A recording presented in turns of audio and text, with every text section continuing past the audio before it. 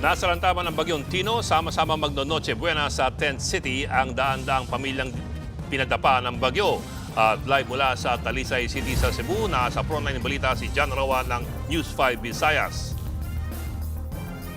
Ito tayo ngayon sa Tent City ng Barangay San Roque sa Talisay City, kung saan nanunuluyan ang mga biktima ng Bagyong Tino.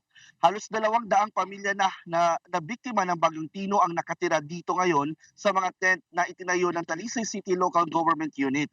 Dito na rin sasalubungin ng mga biktima ng bagyo ang Pasko at ang Bagong Taon. Karamihan sa mga biktima na narito ay nasira ang kanila o na-wash out ang kanilang mga bahay dahil nga sa baha, epekto ng Bagyong Tino mula sa Isla Verde sa Barangay San Isidro. Ang iba naman ay nakita natin na naglabas ng kanilang mga sound system mula sa kanilang mga tent at nagpatugtog. May mga nag-iihaw din ng baboy at may mga nagsisiyahan. May mga nakatambay sa labas ng tent, ang iba naman ay nasa loob lamang ng kanilang mga tent at nagpapahinga.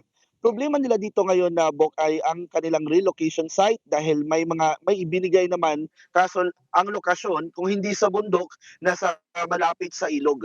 Tumutulong naman sa kanila ng pagkain ang Talisay City LGU. May mga private individuals at NGOs din ang naghahatid ng mga tulong dito sa mga biktima.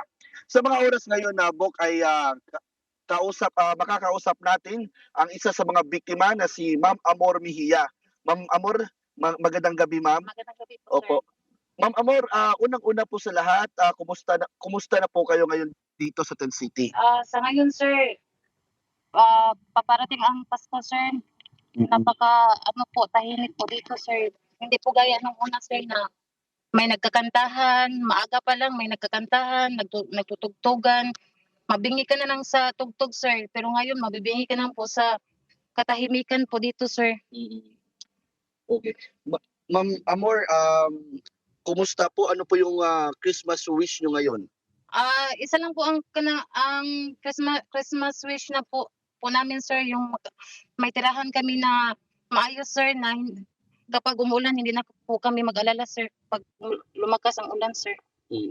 Sana matutupad yung Sana po. Christmas wish mo ngayon, Ma'am Amor. Maraming salamat po Thank you po. at Merry Christmas po sa inyo. Merry Christmas din po.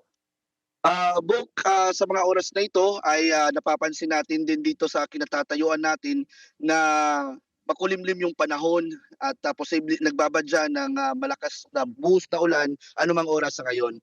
May mga magsasagawa sana sila ng Christmas party dito, ito mga biktima ng Bagyong Tino dito sa Tent City, pero di na raw ata matutuloy kasi wala nang sapat na pera para magpa-party. Maraming salamat at makabulang Pasko para sa iyo, John Rawan. Mga kapatid, Ed Lingaw po, maging maalam at may pakialam sa mga napapanahong balita sa ating bansa. Para sa mas malilimang pagtalakay at paghimay sa mga issue at headlines, mag-follow at mag-subscribe sa social media pages ng News 5.